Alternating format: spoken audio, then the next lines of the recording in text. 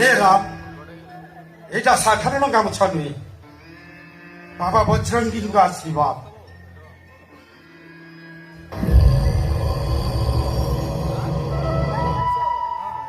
আজি ঠাରୁ এইটা তো কান্ধরে পড়িলা, সাইটিকি রখিবু।